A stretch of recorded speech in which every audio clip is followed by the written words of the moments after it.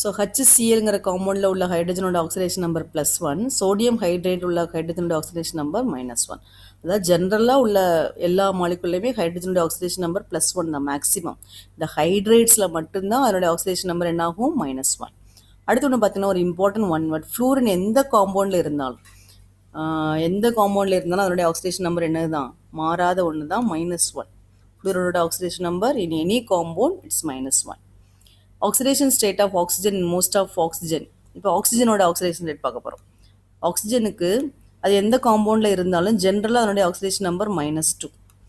ஜென்ரலாக oxidation state of oxygen in most of the compound is -2. But in peroxides ஒரு compound இருக்குது, super oxides இருக்குது.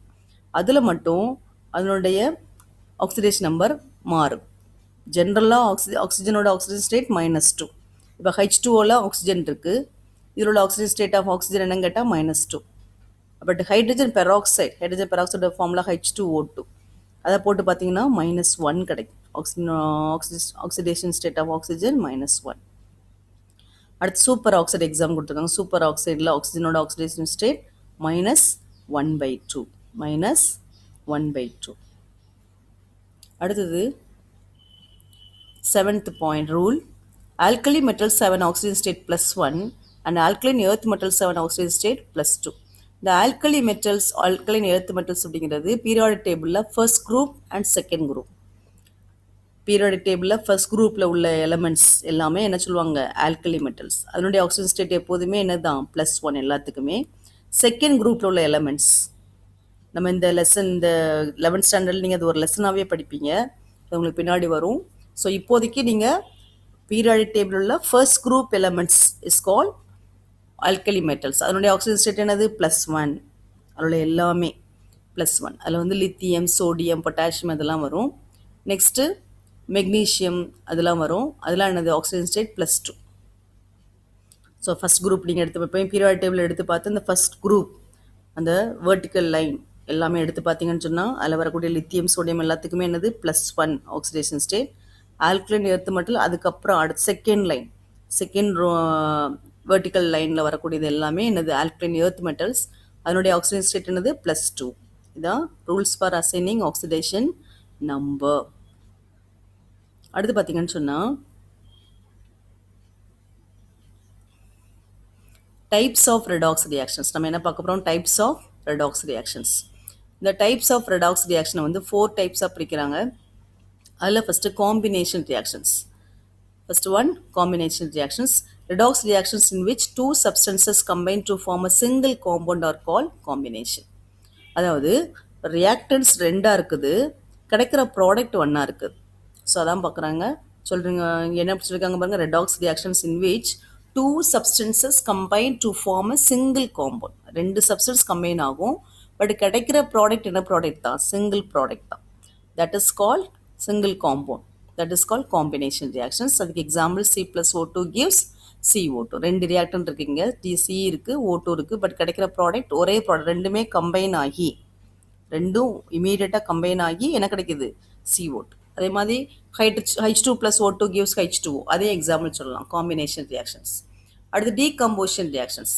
Redox reactions in which a compound breaks down into 2 or more components are called decomposition. These reactions are opposite to combination.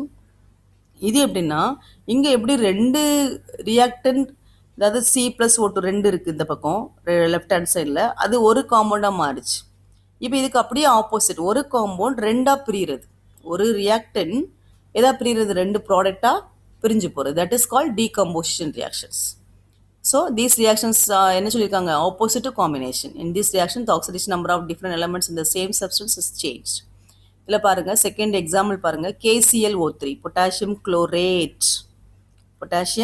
Chlorate decompose ஆகி, heat பண்ணால் decompose ஆகி 2 ப்ராடக்டாக மாறிடுதா, KCl+O2. இதுக்கு பேர் என்ன பேர் சொன்னேன், KClO3னா potassium chlorate decompose to give potassium chloride plus oxygen. Potassium chloride plus oxygen தான் decomposition reaction. Next one displacement reaction. Displace அப்படின்னு சொன்னால் ரீப்ளேஸ் அப்படின்னு சொல்லி வச்சுக்கலாம். ரீப்ளேஸ்னால் ஒன்று வந்து வெளில போகும், அதுக்கு பல இன்னொன்று வெளில வரும். அதான் அதில் 2 டைப் இருக்குது, metal displacement, non metal displacement reaction. இப்போ பார்த்தீங்கன்னு சொன்னால் இந்த எக்ஸாம்பிள் பாருங்கள். Copper sulphate plus zinc gives copper plus அடெனோசோஃபோர். இந்த காப்பர் சல்ஃபேட் சால்ட்ல இருந்து காப்பர் வெளில போயிடுது. அந்த இடத்த யார் ஃபில் பண்ணிடுறாங்கன்னா ஜிங்க். இந்த காப்பர் சல்ஃபேட்டில் யார் டிஸ்பிளேஸ் ஆகிறா? காப்பர். ஸோ அந்த இடத்த யார் ஃபில் பண்ணுறா? ஜிங்க். ஸோ இங்கே என்ன சொல்கிறாங்க? அப்போ என்ன ப்ராடக்ட் கிடைக்க பாருங்க, காப்பர் தனியாகிருது. ஸோ காப்பர் தனியாக வெளியே வந்தோடனே அந்த இடத்த யார் ஃபில் பண்ணுறா? Zinc. Zinc sulphate. So copper sulphate react with zinc. Copper is displaced. In that place zinc is replaced. So இந்த product is copper plus zinc sulphate. இதுக்கு பேர் தான் என்ன பேர்? Displacement reaction. அதில் மெட்டல் டிஸ்பிளேஸ்மெண்ட் இங்கே வந்து நம்ம 2 டைப் பார்த்தோம், metal displacement, non metal displacement. இங்கே வந்து இந்த காப்பருங்கிற மெட்டல் வெளில போய் அதுக்கு பதிலாக இன்னொரு மெட்டல், இதுவுமே மெட்டல் தான், ஜிங்குமே எக்ஸாம்பிள் ஃபார் மெட்டல், காப்பரும் மெட்டல் தான். காப்பர் மெட்டல் வெளில போயிருக்கு, அந்த இடத்துல யார் வந்திருக்கா? Zinc metal. So metal displace ஆனதுனால இதுக்கு பேர் என்ன பேர்? Metal displacement. Metal displacement reaction. அடுத்து பார்த்தீங்கன்னு சொன்னால் நான் மெட்டல் இங்கே செட்டன் ப்ளஸ் நான் மெட்டல் டிஸ்பிளேஸ்மெண்ட்டுக்கு எக்ஸாம்பிள் செட்டன் ப்ளஸ் 2HCl. இங்கே செட்டன் ப்ளஸ் இங்கே கிடைக்கிற ப்ராடக்ட் பாருங்கள், செட்டன் Cl2 ப்ளஸ் H2. இந்த HCl உள்ள நான் மெட்டாலிக் பார்ட் Cl. யார் நான் மெட்டாலிக் பார்ட்? Cl. அந்த Cl டிஸ்பிளேஸ் ஆகி இங்கே வந்தாச்சு, செட்டன் கூட ஆட் ஆகிட்டு, செட்டன் கூட ஆட் ஆகி செட்டன் Cl2. ஸோ எது டிஸ்பிளேஸ் ஆகிருக்கீங்க? நான் மெட்டல். நான் மெட்டல் பார்ட் டிஸ்பிளேஸ் ஆகி ஹைட்ரஜன் வெளியில் போயிட்டு அந்த Cl போய் எங்கே டிஸ்பிளேஸ் ஆகிருக்கு? செட்டனில் போய் ஆட் ஆகிட்டு. ஸோ செட்டன் Cl2. இந்த நான் மெட்டாலிக் பார்ட் டிஸ்பிளேஸ் ஆனதுனால இதனுடைய ரியாக்ஷன் என்னது? நேம் என்னது? நான் மெட்டல் டிஸ்பிளேஸ்மெண்ட். அடுத்து டிஸ்ப்ரொபோர்ஷனேஷன். 4th type, disproportionation reactions or auto-redox reaction. In some redox reaction, the same compound can undergo both oxidation and reduction. In such reactions, oxidation state of one and the same element is both increased and decreased. These reactions are called disproportionation. அதாவது ஒரு reaction, ஒரு காம்பவுண்டே, ஒரு same காம்பவுண்டே ஆக்சிடேஷனுக்கும் involve ஆகும், ரிடக்ஷனுக்கும் involve ஆகும். இந்த same compound can undergo both oxidation and reduction. Example பாருங்கள், H2O2. அந்த H2O2 H2O மாறுது. இங்கே வந்து O வந்து H2O2ங்கிற காம்பவுண்ட் வந்து வாட்டராகவும் ஆக்சிஜனாகவும் மாறுது. அதாவது இங்கே உள்ள O2 ரிடக்ஷன் ஆகி வாட்டராகவும், இல்லை O2 ஆக்சிடைஸ் ஆகி ஆக்சிஜனாகவும் மாறுது. இது வந்து ஆக்சிடேஷன் நம்பர் படி நம்ம அப்புறம் தான் பார்க்கலாம். இங்கே இந்த கான்செப்ட் மட்டும் புரிஞ்சுக்கோங்க. H2O2ல உள்ள ஆக்சிஜன் ரிடக்ஷன் ஆகி வாட்டர் ஃபார்முக்கும், H2O2ல உள்ள அந்த ஆக்சிஜன் ஆக்சிடைஸ் ஆகி ஆக்சிஜன் ஃபார்முக்கும் மாறும். ஸோ இதில் உள்ள இந்த எலமெண்ட், இந்த H2O2ங்கிற காம்பவுண்ட் வந்து ரெடியூஸ் ஆகி வாட்டர் மாலிகுலாக கன்வெர்ட் ஆகுது, ஆக்சிடைஸ் ஆகி ஆக்சிஜனாக கன்வெர்ட் ஆகுது. ஸோ அதான் நம்ம படித்தோம். The same compound can undergo both oxidation and reduction. In such reaction, the oxidation state of one and the same element is both increased and decreased. These reactions are called disproportionation reaction. அடுத்து competitive electron transfer reaction.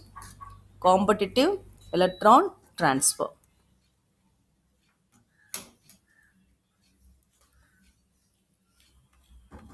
The competitive electron transfer in metal displacement reactions, we learned that zinc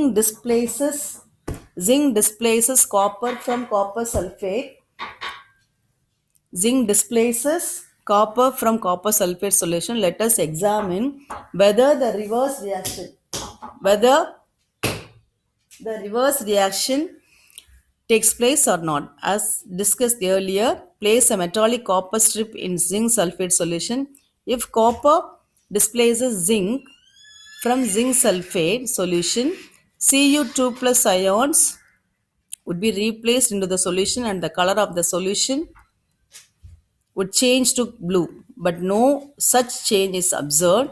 Therefore, we conclude that among zinc and copper, zinc has more tendency to release electrons and copper to accept the electrons. Let us extend the reaction to copper metal and silver nitrate solution. Place a strip of metallic silver in silver nitrate solution taken in a beaker. After some time, the solution slowly turns blue. This due to the formation of Cu2 plus ions. Copper replaces silver from silver nitrate. The reaction is It indicates that between copper and silver, copper has a tendency to release electrons and silver to accept electrons. From the above experimental observation, we can conclude that among the three metals, namely zinc, copper, and silver, the electron releasing tendency is in the order zinc, copper, zinc is greater than copper, is greater than silver. இது என்ன concept சொன்னால், first என்ன எடுக்கிறாங்க,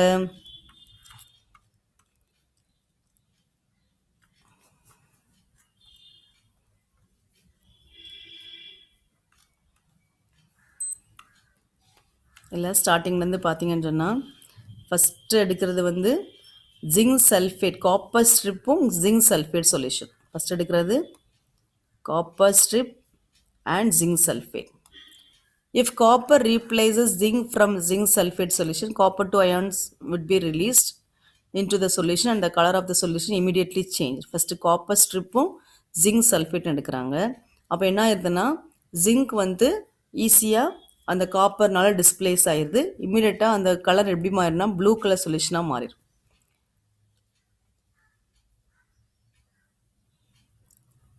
இதில் வந்து என்ன தெரியுதுன்னா, zinc has more tendency to release electrons and copper to accept the electrons. இந்த ஜிங்கும் காப்பர் ஸ்ட்ரிப்பும் சேரும்போது ஜிங்க் வந்து என்ன பண்ணுது, ஈஸியாக எலக்ட்ரான் ரிலீஸ் பண்ணுது அண்ட் காப்பர் எலக்ட்ரானை அக்செப்ட் பண்ணுங்கிற கான்செப்ட் வந்து இதில் தெரியுதுன்னு சொல்கிறாங்க. அடுத்தது இது இங்கே என்ன, நீங்கள் என்ன எடுத்துருக்கோம் அதை மட்டும் நோட் பண்ணிக்கோங்க. காப்பர் ஸ்ட்ரிப்பும் ஜிங்க் சல்ஃபேட். நெக்ஸ்ட் என்ன எடுக்காங்கன்னா, காப்பர் மெட்டலும் சில்வர் நைட்ரேட். இப்போ வேறு சொல்யூஷன், காப்பர் மெட்டலும் silver nitrate. Place a metallic strip of metallic copper in silver nitrate solution taken a beaker. After some time, slowly the solution slowly turns blue. இப்போ எடுத்துக்கிறது first எடுத்தது copper ஸ்ட்ரிப்பும் zinc சல்ஃபேட்டும், இப்போ எடுத்தது copper metal ஸ்ட்ரிப்பும் silver நைட்ரேட்டும். இங்கே வந்து அந்த colour change வந்து ரொம்ப ஸ்லோவாக ஆகும். அதுக்கு காரணம் என்னன்னு சொன்னால், due to the formation of Cu2+N, copper replaces silver from silver nitrate. இந்த ரியாக்ஷன் வந்து ஸ்லோ. காப்பர் வந்து சில்வரால் ரீப்ளேஸ் ஆகிற அந்த ரியாக்ஷன் வந்து ரொம்ப ஸ்லோ. அப்போ இந்த மூணில் இருந்து அப்போ உங்களுக்கு 3 மெட்டல் இப்போ தெரியுது, copper, zinc, silver. Copper, zinc, silver. First எக்ஸ்பெரிமெண்ட்டில் யாரும் காப்பர் ஸ்ட்ரிப்பும் ஜிங்க் சல்ஃபேட்டும், செகண்டில் வந்து காப்பரும் சில்வர் நைட்ரேட்டும். ஸோ அப்போ காப்பர், ஜிங்க், சில்வர் இந்த மூணில் இந்த ரியாக்டிவிட்டி ஆர்டர் எப்படி இருக்குன்னு பாருங்கள். இந்த ரியாக்டிவிட்டி ஆர்டர் எப்படி இருக்குன்னு சொன்னால், ஜிங்க் தான் மோர் ரியாக்டிவ். அதுதான் ஈஸி எலக்ட்ரானை லூஸ் பண்ணி அந்த காப்பரை டிஸ்பிளேஸ் பண்ண வைக்க. அப்போ ஜிங்க் இஸ் மோர் டெண்டன்சி, இந்த ரிலீஸிங் எலக்ட்ரான் ரிலீஸிங் டெண்டன்சி வந்து யாருக்கு அதிகம்னா ஜிங்குக்கு, அடுத்தது காப்பர், அடுத்தது சில்வர். இந்த ஆர்டர்லேருந்து புரியுது. ஸோ இதைத்தான் நம்ம என்ன சொல்கிறாங்கன்னா, இந்த ரியாக்ஷன் எது கீழே வருது,